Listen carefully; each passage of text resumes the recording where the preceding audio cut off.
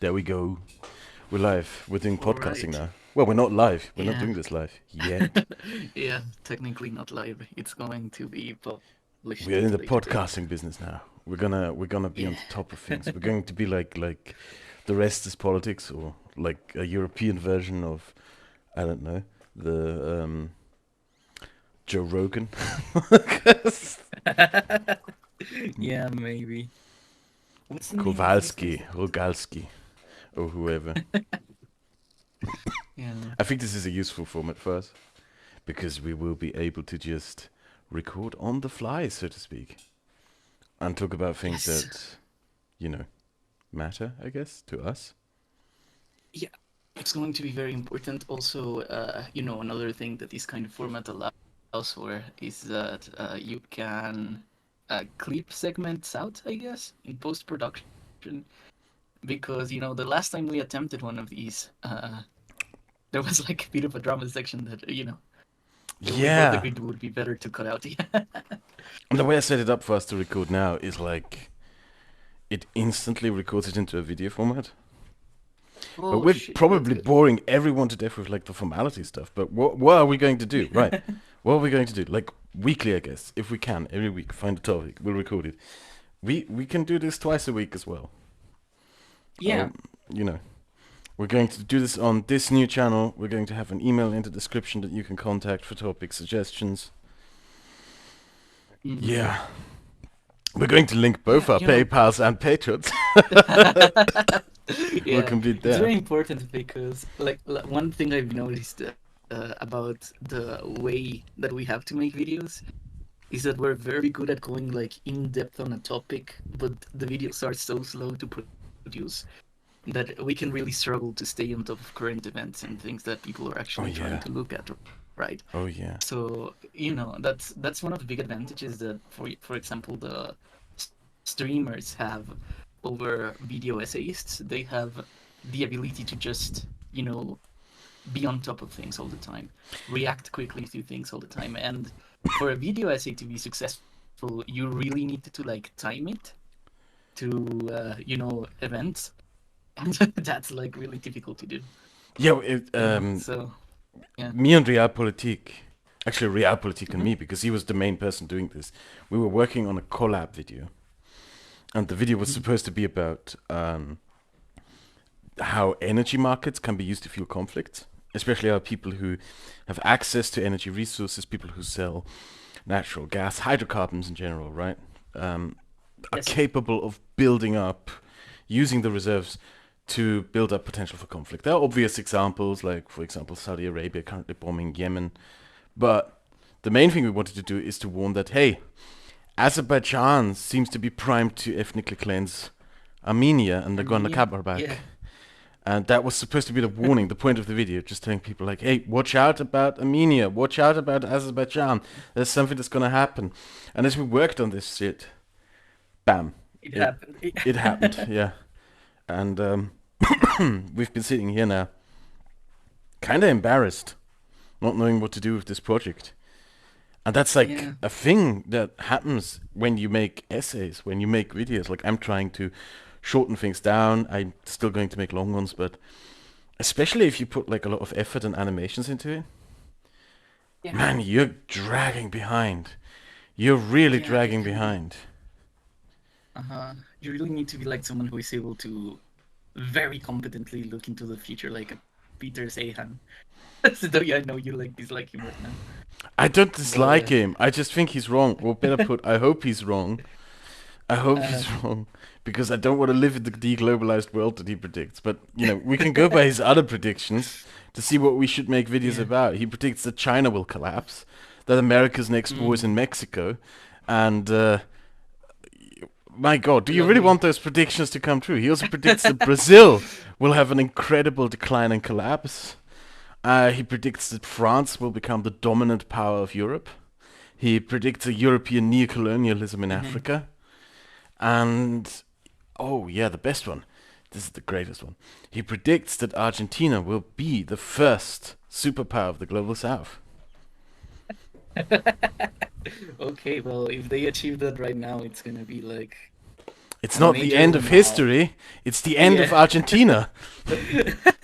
Yeah. Just- Mm. uh, It's important that now that we talk about it, that we're mentioning Seihan, because this video was supposed to be about Fukuyama, right? We were going we to are going to discuss talk like about it. I think. Fukuyama, yeah, because we were trying to think of a topic that, the both of us knew or could say like something intelligent about. And Are you you sure have about read a that? lot of his books, and yeah, and we're I've read people who all of have his read. books. I've I'm read just at saying. least one, so Which so one did like you read? from that point, Identity, and then Identity. Ah. End of History, and The Last Man. So yeah, I mean, I think we're people who can probably say something uh, about the guy from the perspective of people who have read his books, because uh, He's become a End of meme in History and sort The of Last liberal Man is like, Twitter, yeah, hasn't it's he? very misunderstood as a book. People think he's like advocating for the fact that history is over. They only take the Hegelian part of the book as like Yeah. the hearsay, because it's what's in the title. And Fukuyama is kind of guilty of it himself, because he likes to shitpost a lot on the Atlantic, for example, writing things like, "Oh, the end of history. Look how this event proves the end of I know. history," and like shit like that. Yeah, so he plays into it, and he's partially guilty of it. I But know. It's great. It's yeah, great. I think he would do the same. I'm pretty sure I would do the same, wouldn't I? If I made some sort of claim like that. It's the end of yeah, energy, the end of this, the end of that. Like if you made a really big claim like that, of course you would play into the meme repeatedly. Imagine if Karl yeah. Marx would still be alive. He'd be constantly Oh yeah, shitposting. He'd be like, "It's the end of capitalism. It's the end of capitalism." yeah, In yeah, yeah. fa- in fact, it's fucking out here and do this to this day. Oh my god, Yeah, late stage fucking. capitalism has been lasting for like what 300 years now. Yeah, no, the left people used to say, like, whenever the stock market had like a short season, like Hmm. it's happening, guys. It's It's coming. happening. It's happening. Yeah. Revolution. Yeah, no, it just never came.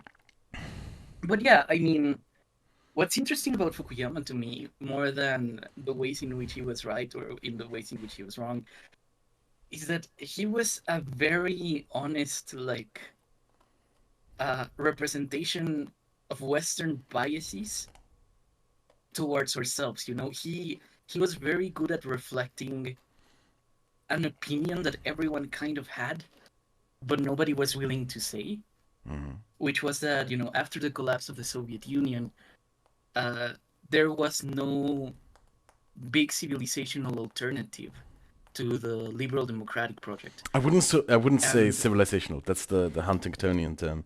Huntington is also okay, someone yeah. we could make a podcast about and how he was wrong about Mm, everything. But it's not civilizational. It's more like political mm. idea of history, I would call it. Because Yeah, yeah. civilizational, So that carries an entirely different weight, I guess. yeah, I understand that, but the fact, there's this term that people throw around about first world and third world. Hmm. Uh, the idea that these are worlds that are like completely different to live in, and that they have like these inherent distinctions between them and the quality of life that you can expect. The term first world and third world implies a second world. Yes. And what people forget a lot of the time is that after the 50s, those names were created in the West to describe not countries classified by their standards of living, but rather by the fact that the first world were like the liberal democracies, the second world was the Soviet Union and friends, and the third world back then was Yugoslavia and the unaligned movement. Hmm. That was like the kind of categorization people used to make. It just happened to be that a lot of countries in what we now call the third world happened to become like very poor compared to the liberal democracies, and the second world, after the disappearance of the Soviet Union, quote unquote disappeared.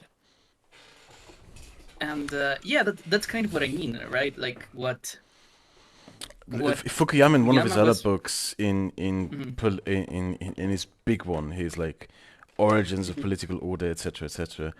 he maps out, he uses the phrase gray zone. The gray zone is a term Uh, used by a different political scientist. I forgot his name. If you want, I can go to my library, seek the book out, and then bury that shit up. But we'll just say sure, sure, gray sure. zone. You probably heard the word gray zone before, right? It's used very commonly by leftist figures in particular. Mhm. And what gray zone was a very controversial term when it was first coined in the mid to late 90s. Again, I forgot the name of the political scientist who coined it. It was countries that are authoritarian regimes, Mm. but create performative structures of democracy that pretend to be democracy. So they have sham elections, they have sham Oh, parliaments. That's the gray zone. And what Fukuyama said in that book is okay, third world, first world, second world don't exist anymore. Instead, what we have mm. now is liberal democratic world and the gray zone. Because every single Mm. dictatorship, almost every single dictatorship out there, at least tries to an extent to have sort of the appearance of being a democratic liberal structure. Everyone tries to wear the cloak of liberal democracy. Like, look at the Yeah, yeah, authoritarian regimes of our age. Look at Putin's Russia. The Putin regime refers to what their government structure is as national democracy or sovereign yes. democracy, right? Like we've seen a lot of that come up ever since the end of the Cold War. Everyone calls themselves democratic, but the undemocratic people add a word in front of the term democratic. You have the national Democrats, the Mm. sovereign Democrats, you know. Mm. So that's something that we're seeing now. I don't know if that categorization is correct, because if you look at, for example, communist China, they very clearly still believe that they are bringing world revolution and ending capitalism, and just Nominally, yeah. yeah, slowly, slower than the rest, I guess. Yeah, And if yeah, you yeah. look at Saudi Arabia, they have no interest in portraying themselves as democratic, no interest whatsoever. Yeah, yeah, yeah.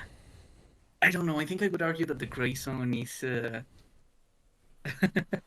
actually, it's flawed as a term. When I think about, I'm making a video about the problems of, some liberal theories of international relations, right? And Hmm.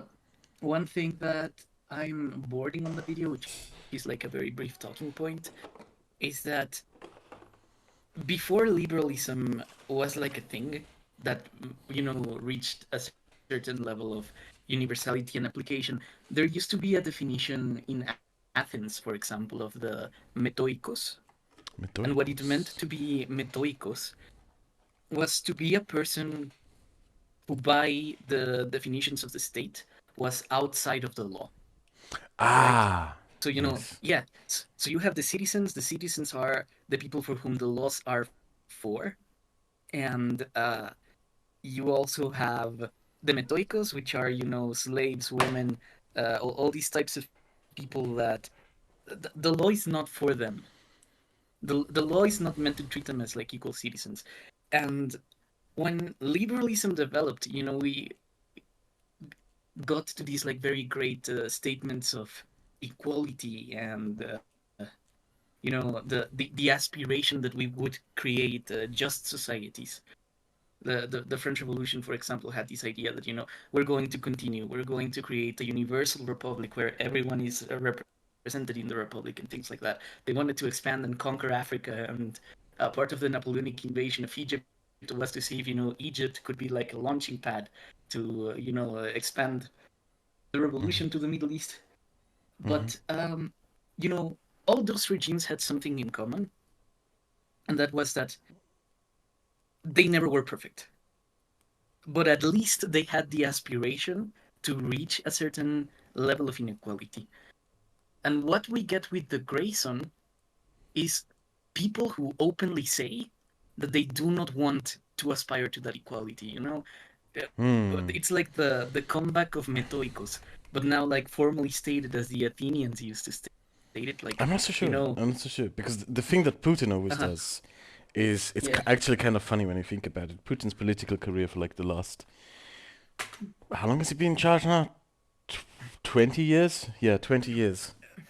It's been He came in at the same time as Merkel, didn't he? Or was he like no, there no, no, before? earlier. He came in 1919. Like he was literally Oh made shit! president on the 31st of December 2000, 1999.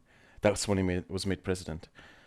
Oh Yeltsin gave his shit! famous speech announcing, "I failed you," apologizing to the Russian public for his failures, and saying, "My successor is Vladimir Putin. He will run in the 2001 election. A new millennia and a new century deserves a new Russian leader." Um, Mm. He and was 1 year old. Okay. Yeah, I was 10. I actually remember it. Yeah. Holy um, shit. Mhm. the thing that I remember from then was, well, not remember, sorry. The thing that has been a consistent present in Putin's presidency since 1999 is he always has promised the same thing, which is, I know things are shit, but they're going to Mhm. be better, and I'm the only one who can fix it. I see. So it's not really just a Yeah, no. Methoikus thing. He always has to promise something. He always Mm. says things are shit, but they will be better soon. And for 20 years he's been saying things are shit, but they will be better soon, and I'm the only one who can fix it, which is kind of funny in many ways. Yeah, yeah, but like the social contract he puts forward is like a social contract for the Russians, right? Like when I look at Orban when he creates his idea of like liberal democracy, for example, No, no, it's no. He deliberately calls democracy. what he does illiberal democracy. National Yeah, democracy yeah, is what yeah, he calls it. Yeah. yeah, exactly. It's democracy for the Hungarians, right? Yeah. And everyone who's not Hungarian is No, it's not. Methodicus. It's not in democracy for the Hungarians. It's Uh, democracy oh. for the Hungarian who agrees with him. That's what it I, is. I mean, I guess in practice that's what it is, but the point I'm trying to get across is that his whole idea, his whole justification is that he wants to create a community of equals, and that community of equals is not like everyone in the country. It's just the Hungarians, Yes. the Well, Hungarians some that kind of Hungarians. vibe with his. Yeah, yeah, yeah. Some Yeah. Hungarians. Like, does Putin do the same thing with Russians? Like my project is for the Russian people, for the Russian nation, maybe not for the Tuvan, for example, or yeah, Well, he does this the people in performance Sakhalin. thing where they have the parliament, Uh, they have these cabinet meetings, which are just where all the ministers line up to agree with the president and to praise him. Like it's kind of grotesque to watch sometimes because the way some of the cabinet ministers talk to Putin or about him, it's almost like they're worshiping him like in a church.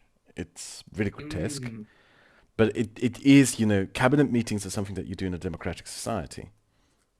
yeah, And yeah, the purpose of a to cabinet meeting, discuss. yeah, and the purpose of a cabinet meeting usually is that the ministers challenge the policy proposals of the prime minister or president, and that you go back and forth through the authorities, and you discuss what can be done. So they still do this performance in Russia, right? Where the cabinet ministers meet up, but there's no discussions there. There's just, oh, glorious dear Putin, your policy proposal was so genius. Let me senorade for 30 minutes about how great it is. That's basically what it is. Like you saw the Yeah. night before the invasion of Ukraine. That was the ultimate performance, where they lined up the entire cabinet in Catherine the Great's great reception hall, and Mhm. they all had to take a stage and tell Putin, this is why you must invade, as if Putin had to be convinced to invade Ukraine, right? So they all Yeah. lined up and told him that. That's kind of Why was weird. this is something I never kind of understood from that thing. Why was the spy master humiliated? The Like spy master why did he? humiliated, because the Uh-huh. spy master is rumored to have told Putin not to invade. The reason Okay. why he was humiliated is because what was his name? Patrushev. No, not Patrushev. I'm not sure. I just Yeah, know he was like the leader so of the descendant organization of the Czech. yeah, yeah. The guy who yeah, What I've read is that for years he told Putin that Ukraine is pro-Russian, that mhm. Ukrainians would welcome Russian troops, that Ukraine is open to annexation into Russia, and I just need more money. And Ah, Putin okay, okay. gave his ministry, gave his agency a shit ton of money. And Mhm. rather than that money being invested into espionage in Ukraine, it disappeared into private coffers. And that scheme. Mm, Yeah, his name is not Patrushev. I don't know who he is, but yeah, this scheme that he had mm, built up, where for 8 years he told Putin, Ukraine is so gloriously ready to get invaded. You just need to give me more money to soften it up, and I can do it. And the money just went into private coffers and corruption schemes. That scheme fell mm. apart the night the invasion began, because when Putin told him, "I'm going to invade Ukraine," and he suddenly realized, shit, he's actually going to do that. Oh fuck, Uh, I didn't use any of the money of actually doing espionage work in Ukraine. I just built myself mansions with it. The entire thing just fell apart that night, basically. yeah, yeah. Yeah, that's a very big problem of Oh, I'm sorry for the noise. My printer just randomly decided to turn itself on. What the fuck? yeah. Ah, That's sorry, a let me turn it off. sure. That's a very big problem. I think I saw Jan Shapiro discuss about the nature of autocracies, you know. Uh, in an autocracy, you have this interesting thing where even the leader, who may be like nominally at the top of the state, uh, has to constantly tussle with like every person under him to get accurate information.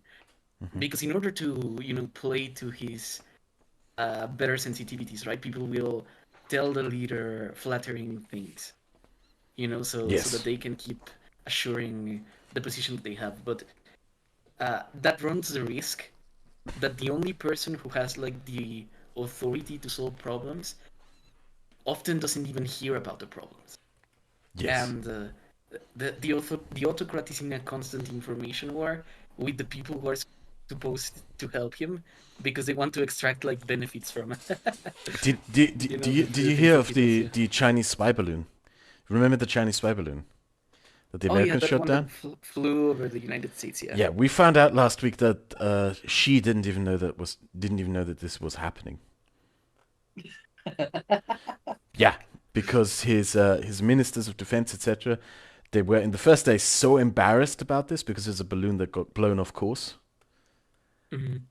and they were too embarrassed to tell him because they knew they were going to get sacked, and Oh so shit. they didn't tell him. They didn't tell him.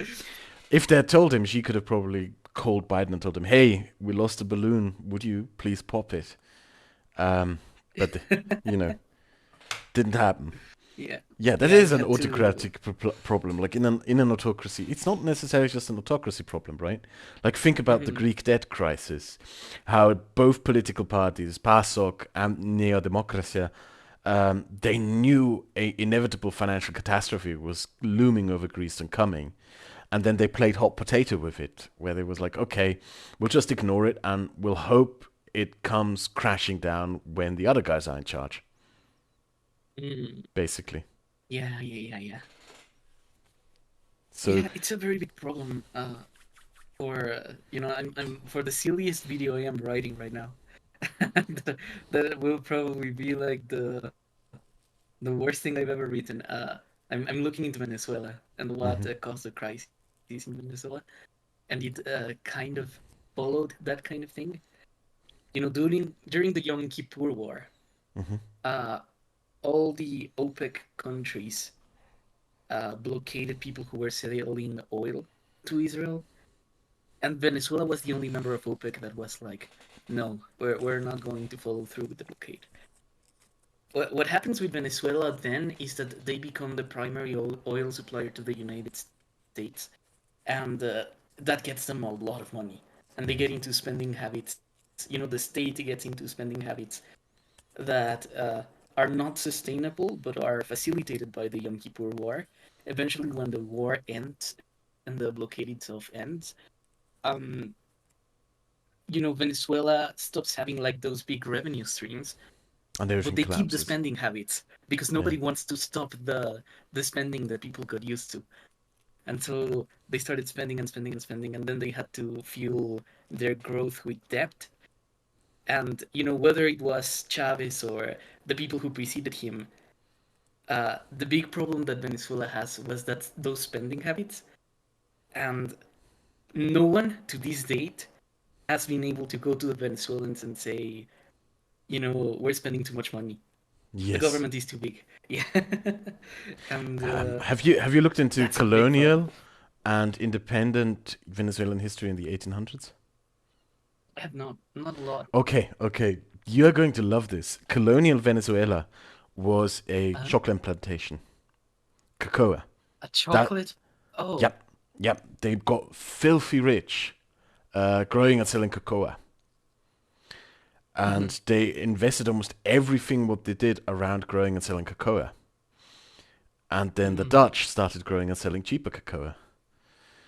And because the entire colonial economy of the Venezuelan colony, like back then it was part of Gran Colombia, the colony of Gran Yeah, Colombia, yeah, but that region basically economically collapsed when the Dutch started selling cheaper cocoa.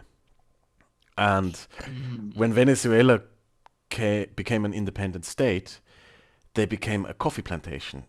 They grew and sold cheap coffee, and they Mhm. built their entire economy around selling cheap coffee.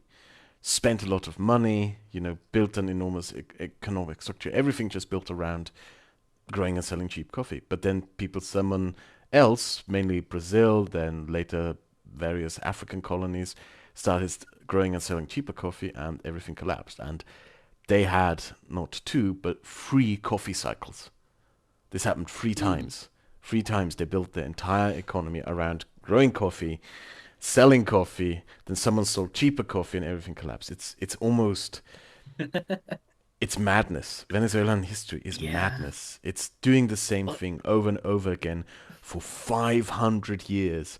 And, and everything always goes wrong the same I way. mean, I wouldn't put it past us, right? Like the thing with the, you mentioned the Dutch. The Dutch had the same problem for a very long time. Or You know, Dutch disease. Yeah. yeah, Dutch disease. The Dutch welfare state was built on the profits that they got from selling gas from, aside from Russia, Dutch the disease is biggest. far more than just that. It's not just that. Yeah. It's also that Dutch disease. The worst thing about Dutch disease is not just that your country Mm, becomes too dependent, your social spending becomes too dependent on one yeah. sector. It's also that the problem that the Dutch had is that educated professionals were pulled out of other sectors to work in the Yes. Yes. Yes. hydrocarbon Yes. industry, when you could have used these educated professionals in other sectors to develop them further. That is the biggest damage that Dutch disease does. Yeah, yeah, that happened. That exact same thing is what has been happening in Venezuela for like a very, very long The time thing in now. Venezuela is Uh, also a bit different this time. uh, Like, oh, you think? Hmm. yeah, it is very different because there is a profitable oil market out there. Venezuela Hmm. could be selling oil, right? There are a lot of people who would need Venezuelan oil. The thing is, they literally can't Oh because yeah. when Chavez, it's not just the blockading, right? Because the embargoes on oil by Uh-huh. the United States is lifted. Europe never had an embargo on Venezuelan oil. What happened is when Chavez, I think this was during at the end of his rule, So he 2008. yeah his rule in the last years of his rule, he fired Uh-huh. the engineers who worked at the chief engineers, the head engineers who worked at the Mm, drilling stations, right? And mm. at the petrochemical plants and so forth. And he replaced them with party loyalists, people who had no background and no education in chemical engineering, in Oh petrochemical shit. engineering. Yeah, yeah. And the most embarrassing thing there is, first of all, they wrecked the place. Inefficiency started setting in. But the other thing is, damaged material started to be stopped being repaired. A sort of self-sabotage set in. A lot of the petrochemical infrastructure of Venezuela is broken. So this is something that a lot of people Mm. forget is if you want to buy Venezuelan oil, you can't because the facilities to pump out oil, to transport oil, to ship out the oil, Oh, they're all broken. okay. And I've read this study recently, not recently, this was actually 2 years ago when it first came up the idea of buying Venezuelan oil after the invasion of Ukraine, right? The problem Mm. is that if you want to buy Venezuelan oil, someone will have to make a $12 billion investment in rebuilding the petrochemical infrastructure of Venezuela. Who is going to put up that money? Who's going to trust the Venezuelan government with that money?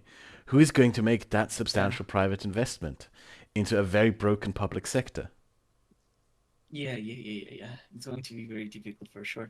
That's so interesting that you mentioned that because when Venezuela created its like stupid Bitcoin scheme, the Petro, Hmm. which is basically a coin that is pinned to Venezuelan oil.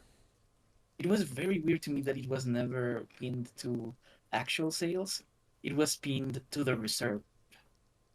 So the government admits that it doesn't have the oil. It just says that, you have to trust our speculation that we have the oil. At some point, we will get it out, and that's like where you get value from this Bitcoin. And it doesn't even work according to like the Bitcoin scheme because the whole point of the Bitcoin is that it's a Well, decentralized it's a desperate currency. country. It's a But desperate yeah, country. yeah, yeah, Yeah. yeah. I They're like personally grasping at don't believe in straws. sanction. I personally don't believe that there should be the sanctions, right? Mhm. But there is no future under Maduro. There's just no future. They're not Yeah, going to I get mean, out of this for years to come. yeah. For now, the strategy has just been like waiting it out. Uh, Maduro wants to. It's similar to what Putin is trying to do. I guess he's trying to like wait out for the moment that Western sensibilities change, and Yeah. maybe there will be another Yom Kippur war, or See, maybe that is military rule in something. Israel. That is a Uh, big difference between the democracies of the world and the authoritarians of yeah, the world. yeah, We, in democratic countries, we cannot do that. Because who is suffering yes, from the policy of waiting it out? It's the people. It's the yeah, Venezuelan people. It's the Russian people. They're the ones who are made to bear the brunt of this. They're made to suffer for a policy of waiting it yeah. out. In the West, in Mhm. not just in liberal democratic countries, no way in hell can we do that. There would be Yes, riots in the streets. We would be voted out of office. yeah. And that's, I think, a very big weakness as far as I've seen when it comes to our dealing with authoritarian regimes. Because whenever you have a liberal democracy that for some reason is, let's say, uh, misbehaving in terms of human rights, misbehaving in terms of, breaking agreements, breaking treaties, the normative process is that you blockade them, you do like some sort of sanction process that excludes them from the community of nations, and that exclusion results in their loss of Hmm. quality of life. The citizens are made to see that the international community disapproves of the government, and sanctions work because when you're sanctioning a liberal democracy, what tends to happen is that the people will elect a representative that will to, the necessary measures to pacify and negotiate and We get the don't know sanctions that. We don't removed. know that. We don't know that. Yeah, but Actually, with authoritarian regimes, it's like a lot more difficult. Like that's even in a liberal, like in Europe. We have this example now of Viktor Orban's Hungary, uh, who is yeah, basically starting to be put under sanctions by the rest of Europe because the rest of Europe is yeah, starting to get really fed up with him, and yeah, payments will probably start getting cut down, etc., etc. EU subsidies, like his entire economy, is basically built on EU subsidies. He runs on EU mhm, subsidies. If the EU money is turned off, he's done. Like Hungary would collapse into a very severe economic crisis. yeah, But the thing is, the threat of sanction has mhm, not deterred his government one bit. So even if you have, like, Hungary is still a democracy. It's a very flawed democracy. It is at this point less yeah, democratic than Chile, than Argentina, than Brazil. Like it's weird because we in Europe we like to look down at other democracies outside of Europe. The Americans as well like to look down at other democracies outside of America as somehow flawed. But we now have democracies in mhm, Europe that are far more flawed than most democratic structures in South America, for example. Like Hungary yeah. is more messed up than the political structures of Argentina. It's not as bad yet economically speaking, but politically speaking, Hungary is on a very bad road, right? Yeah, And there are like reasons to think that the Hungarians could vote Orban out, but they're the electoral districts, right? Like yeah, it's their hopelessly electoral like gerrymandered. yeah, they've been hopelessly gerrymandered, yeah, And it's also the to a fact point that he where allows Hungarians who live in Romania to and in Slovakia to vote uh, in Hungarian elections. This is also a big factor. Because mm, those Hungarians who live in Romania and who live in Slovakia are deeply nationalistic, and they don't ah, suffer the consequences from electing Orban. So what they do is every time there's a Hungarian election, they vote for the most right-wing candidate that they can get, and then they go back mhm. to Slovakia and don't actually have to live under that candidate. And a similar process is interestingly also happening in Turkey. What keeps Erdogan at power uh-huh. at this point is the Turks who live in Germany and the Netherlands. They go down to Turkey every Turkish election, vote for Erdogan, and then they don't have to live under Erdogan. This is just, yeah. Sorry, I put this tidbit in. Um, yeah, no, it's fine. I don't know what I would do about that because, for example, Argentina allows expats to vote, France allows expats to vote. Oddly enough, one thing that I was trying to track about whether Milei would win or not was Mhm. how the French expats were voting. And French expats voted around, 55% plus for Millet? Massa. Massa. But Okay. in the country, in Argentina, Milei won with like I should be 55% of very the clear to vote. this and And to the audience. Like, mhm, I don't know mhm. if Millet will completely mess up Argentina. We Yeah, both me don't know. neither. We just think he will. And I just don't trust populists anymore. I don't know how anyone, after the experience of the last 10 years, can trust populists. I have Milei, no trust. And the thing I wanted to say Milei. is, I wish Uh-huh. Argentina all the best. I wish them luck. But I don't think the solutions that Millet proposes or the solutions that Peron proposes are viable. And I think a lot of things that would have to be done to fix Argentina are even outside of Argentina's hands. I talked to you in private about this, I think.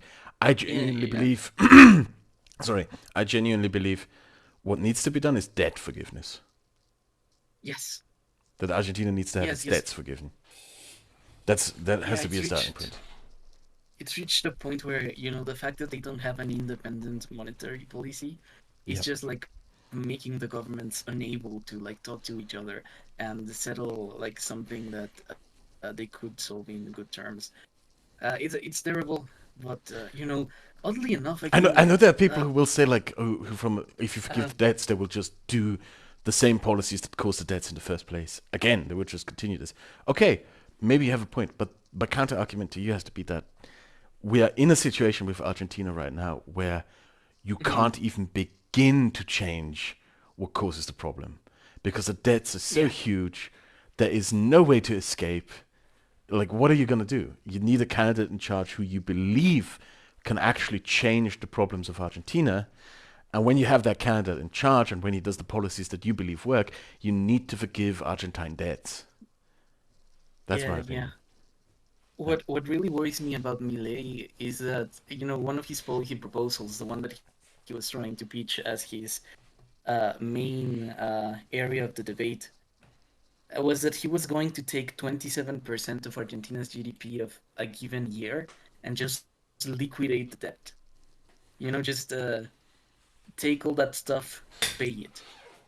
And what that means is that every sector, every public Argentinian sector, whether it's transport, healthcare, mhm. uh, whatever you have, is going to have a 25% cut in the budget. So for 1 year, Argentinians will have to do with like, a quarter less of spending in every aspect of everything they do. Yes. And that's going to be like very terrible because, It's going how to be many extremely rough. things, It's yeah, going how to be many extremely things rough. are not going to be lost that year? This means that a quarter of hospitals will not have money. This means that a quarter of the roads will not be built. A quarter Uh, of the buses won't drive.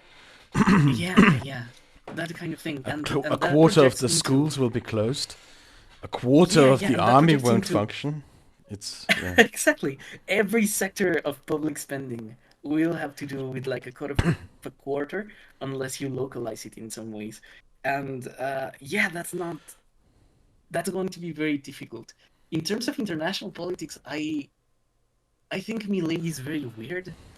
He's almost like a like a 2016 skeptic because he's like pro Israel, pro West. He hates the Arabs.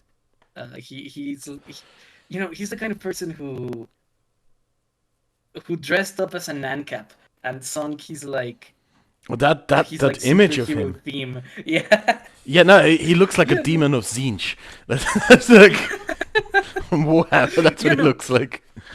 That's like the kind of guy he is, right? Like in terms of international relations, I think he will try to seek to ally himself with the United States, but he's going to be like a very weird ally. He's going to be an uncomfortable ally because Oh, he my wants to thing is do just things. Uh-huh. I have zero trust for populists anymore after the last decade. Yeah, Like the Johnsons, the yeah, yeah, yeah. Coes. Like what has the last decade been in Western Europe has been largely like people elect populists into government to do this really exuberant promises and showmanship, etc.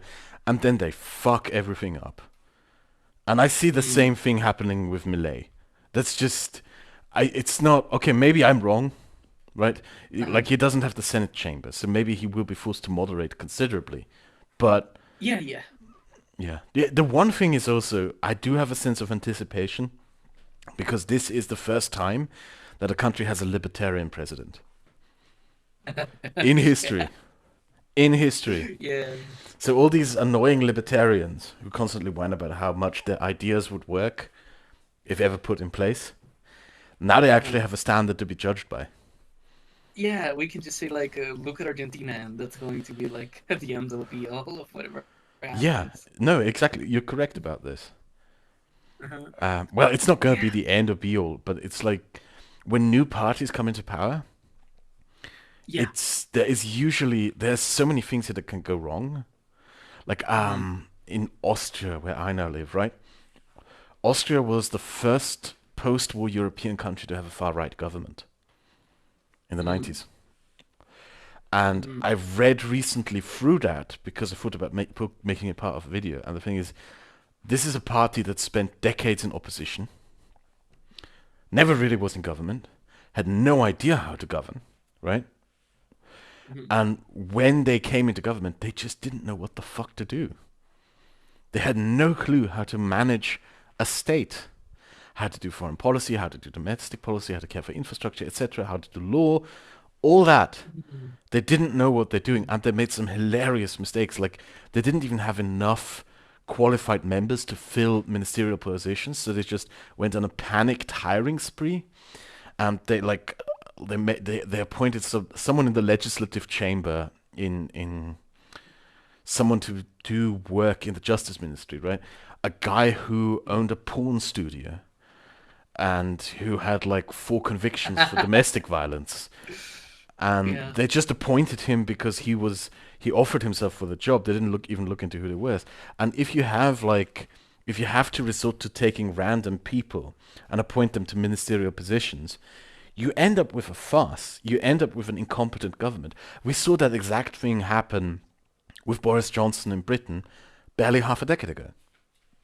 A clueless S- imbecile comes into government. He does this coup in the Tory party. A lot of people forget that when he became prime minister after the election, right? The first thing he did was he kicked all moderate conservatives out of the Tory party and out of parliament. Yeah. Like he kicked Churchill's grandson out of parliament and out of the Tory party because Yeah. Churchill's grandson was a moderate conservative. And then he appointed this circus crew of right wing nutcases in government who just spent 2 years doing absolute moronic nonsense. And Britain is still living with the Yeah. consequences of this. Populism, just the experiences of the last few years, I have zero trust left for any populists.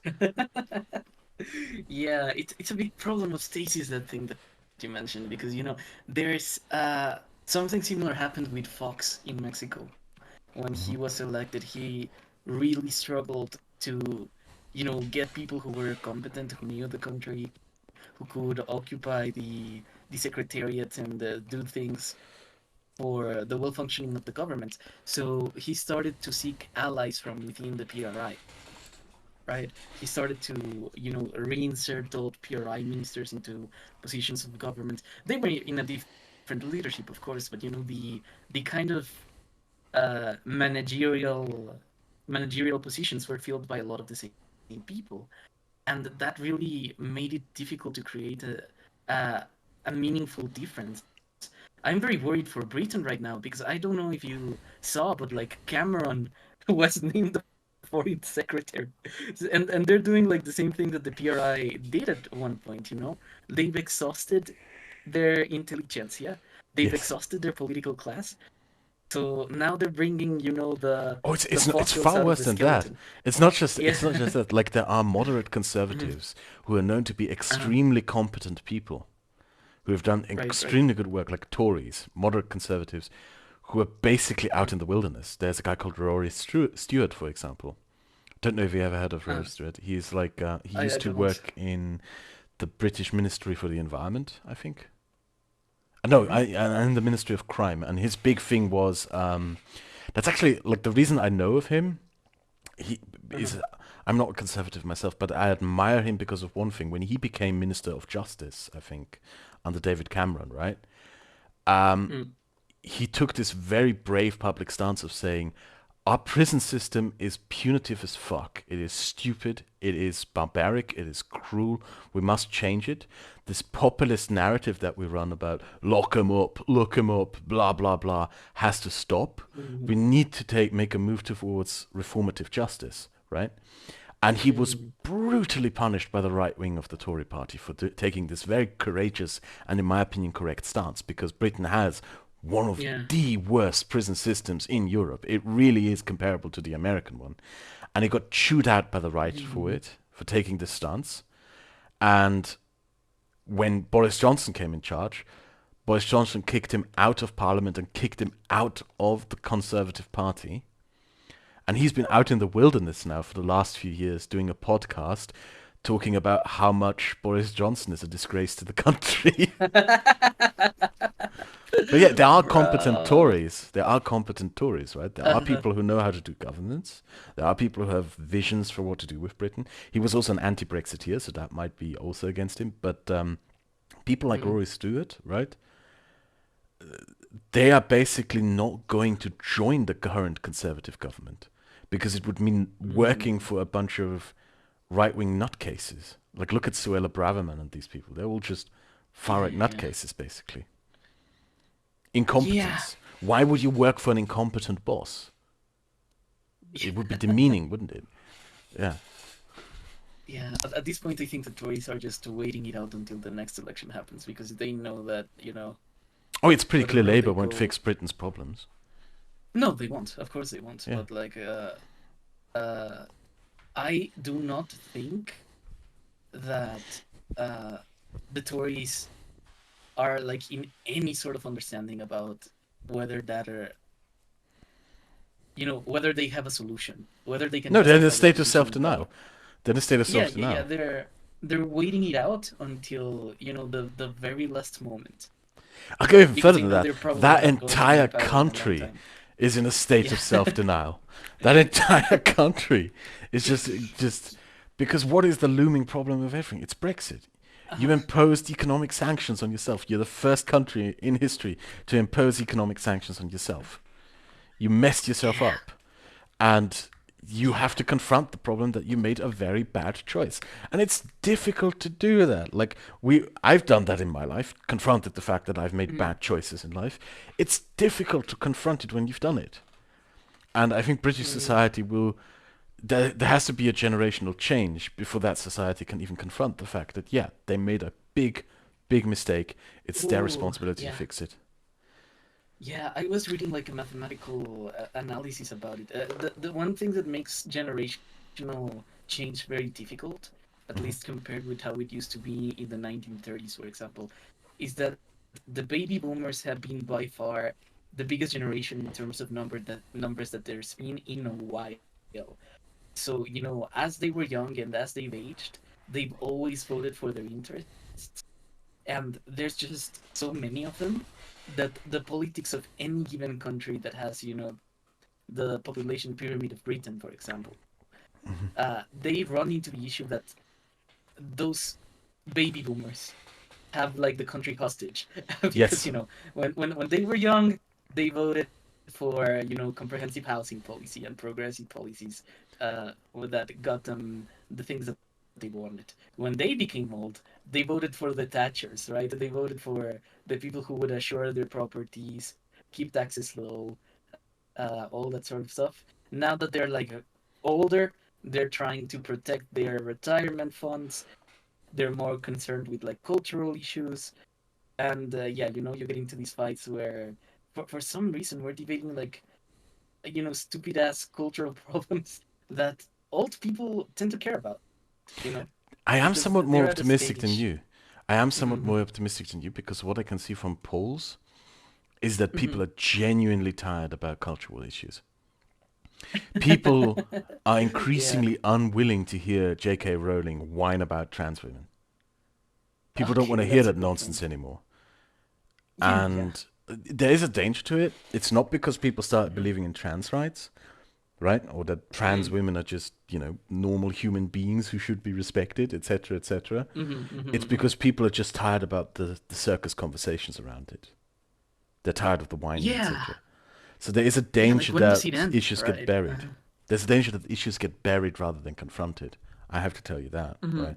So we might end up ending the culture war around trans rights without achieving trans rights. Is what I'm saying. Yeah, that's a danger, the culture Mm. war not being resolved, but dissolved in like the fact that the people around it were having a very stupid conversation. I don't Yeah. know. The way I see it, It uh, coincides with something baby important, which boomers. is Um, living standards in Britain are declining right now. People are genuinely mhm. feeling a bite after Brexit, right? And if you're Yeah, feeling yeah, that bite after Brexit, why would you care about the whining of J.K. Rowling? You yeah. know, Like maybe to the degree that people care, it's not the most important thing they have on their minds, right? There's like the cost of living crisis, the fact that people can't afford the houses anymore, those kinds of things. And populism is very good at selling people, the the illusion of quick and viable results, but it's not really good or as good at generating those results unless it's led by technocrats, which it usually isn't. yeah. So that's the thing. Ah, but I think that's what worries me in a way, that I have told you this before a very long time ago in a conversation that we had, which is that uh, liberalism exists in a stage 20 years after Fukuyama, let's say, where it has a burden of proof that it didn't have before. Back when the Soviet Union fell apart, and now we had these conversations about the Grayson and what have you. We had a lot of faith in liberalism because it was the system that won. The system that Mhm. got over the Soviet project. But now, like 20 years later, there are a lot of problems that liberalism hasn't been able to solve, at least not through the conventional systems. And the problem is that now people don't really appreciate it, right? Yes, they're Now taking people it for don't really granted. know. Yeah, they're taking the things that it has been able to do well for granted, and that they're looking for solutions elsewhere, in other systems, in other alternatives that, uh, to some extent, some of them are illiberal, We fail to and educate people on they, what the yeah, yeah, benefits of liberalism are. Like, yeah, yeah, yeah. But even more so, I think that if liberalism was able to generate those results, if like the liberal political class had been a lot more competent than it was, for example, in Britain, right? We would not be needing to argue for liberalism because liberal politics would argue for themselves. One thing that the liberals really need to do, right now is to stop the culture war and try to have conversations about, also confront fallibility. politics. Yeah, Like, there yeah, was the Fukuyamaist attitude, put too much faith into, I don't know, a sort of mechanism of self-writing, if I can use Marxist terminology. That yeah, yeah, yeah. liberalism is capable of resolving problems caused by liberalism, right? That li- liberal democratic excesses, policies, failed policies can be resolved through means of liberalism. Hmm. And with that in mind, right, the two defining catastrophes, failures of liberalism of the last, since the end of the Cold War, right, Hmm. are the Iraq War Uh, and the financial crisis. And looking back, the response that liberal democracy had to these both was absolutely subpar and insufficient. yeah. Yeah, it just didn't Yeah. resolve the issues at all. And we're still Yeah, for living with sure. that question mark over liberal democracy that resulted out of this. Hmm. Yeah.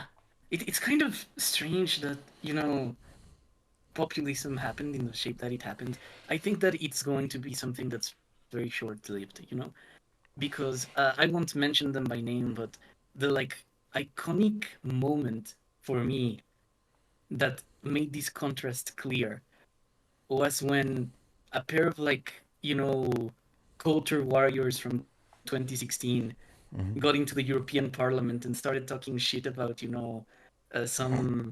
some internet issues to people who do fishing policy in the English channel, right? Like it was incredibly moronic to see Yeah. YouTubers in the European Parliament arguing for Brexit to people who were interested in solving very complicated policy problems. And the moment I saw that, I knew that this is a media movement. It's not going to last. It's a hint But also to what Francis Fukuyama predicted in his End of History. He yeah, said the there will last be man, people. the last man. Well, yeah, well, not just that. He said that there will be people who challenge liberal democracy, who want to get rid of liberal democracy, not because they don't believe in it, but because they're bored. Yeah, yeah, because it has entertainment value to Yeah. be a contrarian. But even after we get past that kind of person in a relevant public policy way, there still needs to be a liberal proposal. There still needs to be something that liberalism can argue that is, we're not Trump, right? We're not we're not Trump, which is like the big thing that, for example, Democrats are leaning on. And they have the ability to create a lot of very competent policies. There are some Biden things I like, but their marketing strategy is not, we all want to solve problems, we all want to have a better standard of life, that kind of thing. It's looming the boogeyman of the Orange Man bad. Hmm. Uh, one thing I kind of wish happens is that he does get arrested, so that the Democrats can move on, right? At this point, Trump controls so much of the conversation in the terms of political conversation in the United States that it he won't allow anyone else to define a different identity for American liberalism. And the problem that has is that if your identity is constantly defined in opposition to things, you never have an identity the moment the opposition goes away. You never have you know, your own ideas, your own proposals, your own things you want to see done. And one thing that the Soviet Union provided to the United States was, that enemy, that foil, Yes. that, the alternative, the Second World I War, think that is right? back actually. Unlike you, Yeah, I'm yeah, yeah. more positive. I think that the Uh-huh. Russian invasion of Ukraine has Uh-huh. rallied the liberal people, has rallied the liberal center Oh, like yeah, yeah, never yeah. before. Yeah, for sure. Because people know now that tyranny is just around the corner, that an Yeah, illiberal yeah, future is a horrific thing. yeah. So I I would, I think would that hope is, so. but that will only last as long as Russia is an enemy, because we have to also accept the Yeah, fact that Putin won't be around forever and that there will be a post Putin Russia at some point. yeah, So, yeah. exactly. And like in that world, let's say, you get rid of Russia, you get rid of China, like what then? Like liberalism needs to argue its own case at some point without these, uh, I'm going to enemies. end a Yeah. conversation, and you can also then Yeah. follow up with your last word. I'm just going to end with recommending you to Hmm. read something. So I've Uh-huh. been reading the Eastern European dissidents. more and more and more. Mm. Because one thing that happened when the Cold War ended, right, is when we had this end of history attitude, is there was this incredible wealth of dissident writers and intellectuals who lived under totalitarian regimes in communist Hungary, in communist Czechoslovakia, in communist Poland, etc., who wrote about what it is to live under tyranny. How do you resist totalitarianism? Who confronted Mm. absolutist and totalitarian ideas, who came up with means to argue for democracy and enfranchisement, etc. Right? And the Cold War ends, and what do we do with these people? We ignore them because it's the end of history. You Eastern Europeans, you're just backwards. You're just not as good as we Westerners. There's nothing we can learn from you. In fact, you need to catch up to us. Instead, we should have sat Mm. down in the 90s, I believe, and read them. Jan Yeah, Patočka. yeah. Jan Patočka was a Czech philosopher. He was murdered by the Czechoslovak secret police in the 1970s. People deny that he was murdered, but what basically happened was for several years he was so continuously harassed by the Czechoslovak secret police that he had a heart attack. That was a common tactic starting in the 1970s in the Brezhnev era. It was also done in East Germany and Hungary, where when you could no longer just murder the dissident, right, you just harassed them to the point that they died of a heart attack or committed suicide. And Jan Mm. Patočka's heretical essays, which he wrote while he was, after the Prague Spring, basically in the wilderness, Mm. about something, a sort of an antidote, a counter argument to Francis Fukuyama, which is there is no meaning in history. Searching for meaning in history is folly. There is no point in trying to define politics through finding meaning in history. History does not, Yeah. interpreting history does not provide you with a template for which to find policies for the future and present. Yeah. It does not Instead, have predictive power, as we would say in yes. like And what Jan the Patočka hard basically sciences. Yeah. argues is Uh, you need to focus on the now and the future. What matters is the yeah. Yeah. politics in the now. What matters is the politics of every day. Yeah. Yeah. So I Okay. read his I heretical guess. essays, and now your last word. Yeah, I guess that in the spirit of the things that I've been trying to say, I am going to recommend everyone listening a British economist called Anne Pettifor. She is very brilliant. She's concerned with like modern policy. She has two books that were published less than 5 years ago, which is The Production of Money and the Case for the Green New Deal, about environmental policy, social policy, and even some fiscal policy, which is very important, especially as societies yeah, like Argentina, for example, are dealing with hyperinflation. So, I encourage everyone to get educated on policy proposals because we can discuss, political theory a lot of the time, and it's a very important thing that we do. Uh, but by the end of the day, when we have to vote and when we have to organize and when we have to have proposals and things like that, we need to know what we are advocating for. It's really important to me that whether you're a liberal, a socialist, or anything to the right, I don't care much for.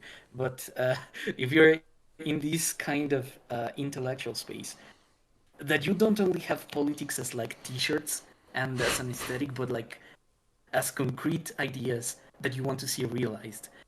And if you want to see someone like in the center of 21st century problems that Fukuyama didn't have the opportunity to write about when he wrote The End of History and The Last Man. And Pettifor is brilliant.